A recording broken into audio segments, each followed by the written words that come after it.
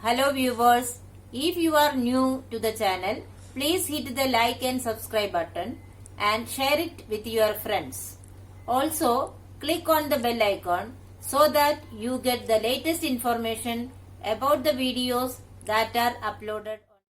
Hello students, welcome back to the new video.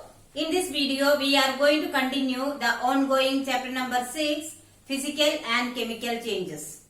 In today's session, we will discuss about crystallization and an experiment to study the reaction between vinegar and baking soda and to identify the gas produced during the reaction.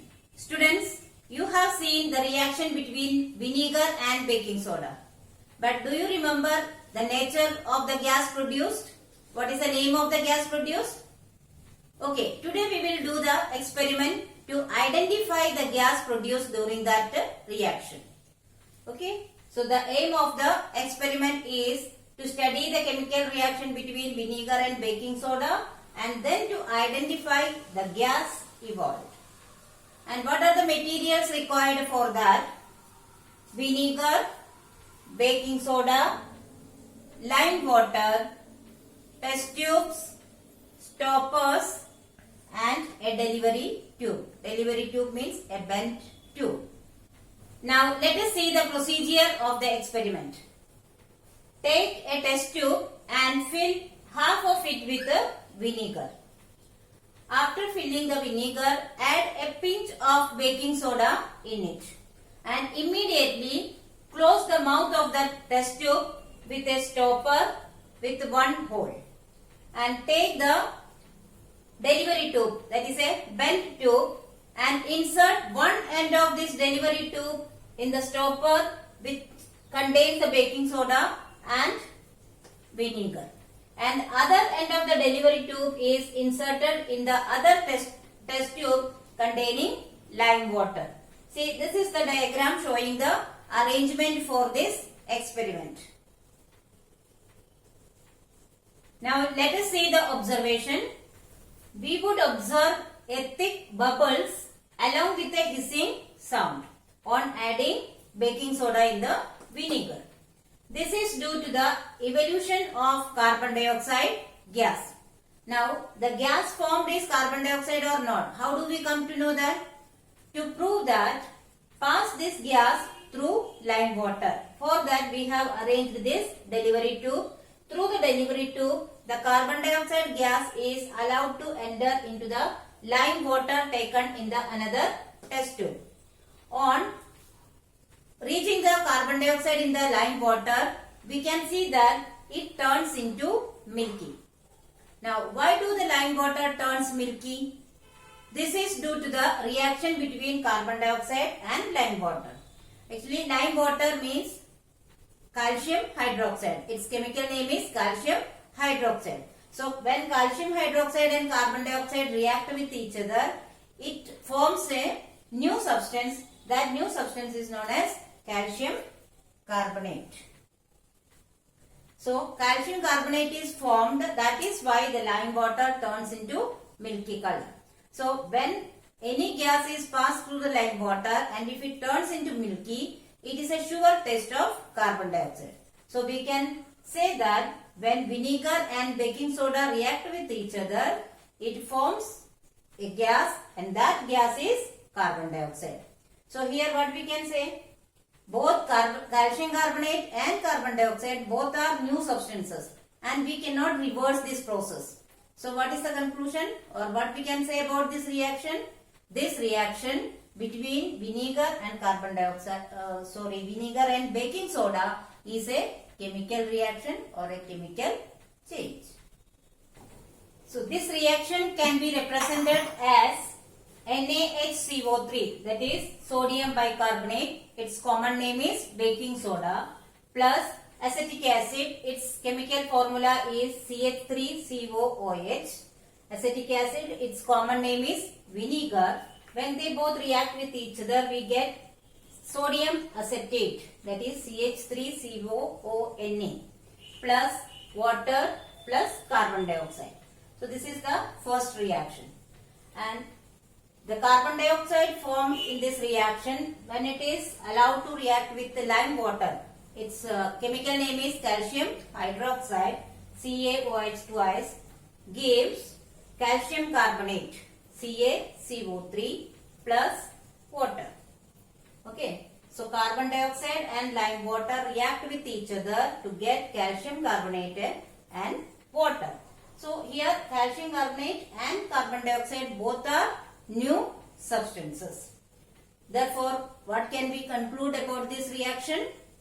Since both these reactions new products are formed, they are chemical changes.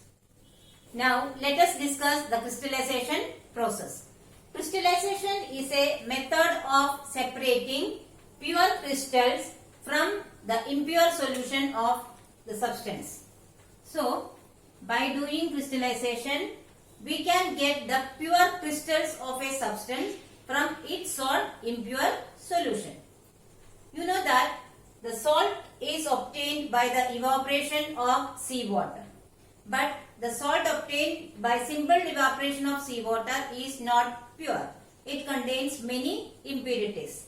So, to make the salt pure, we can do the crystallization process. That means we can get the pure salt from the impure solution of salt water by crystallization method.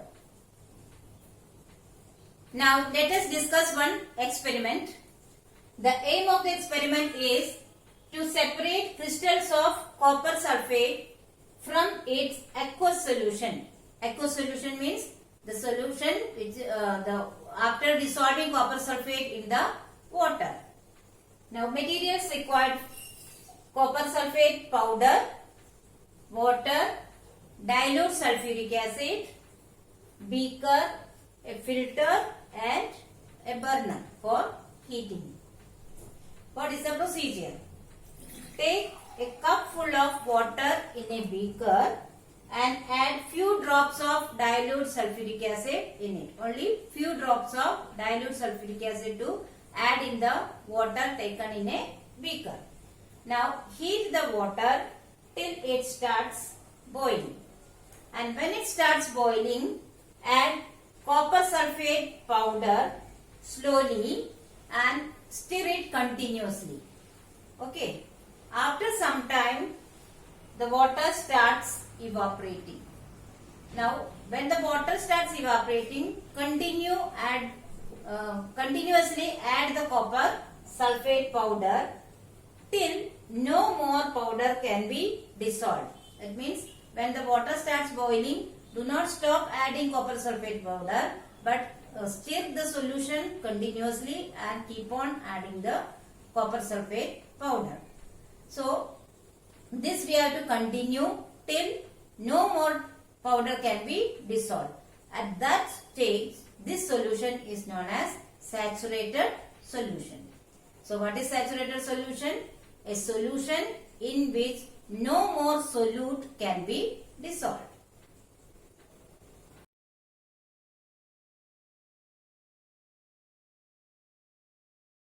This way, supersaturated solution of copper sulfate is formed.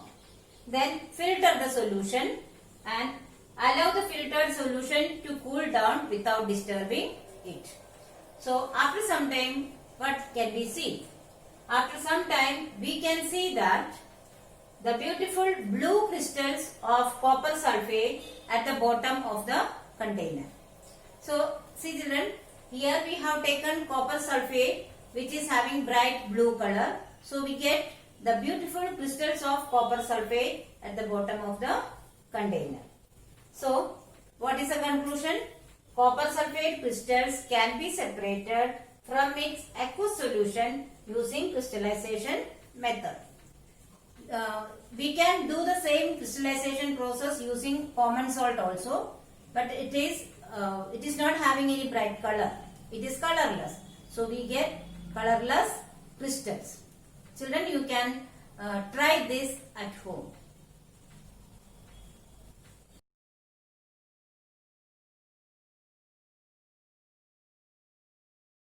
So students, I hope you have understood the topics and experiments very well.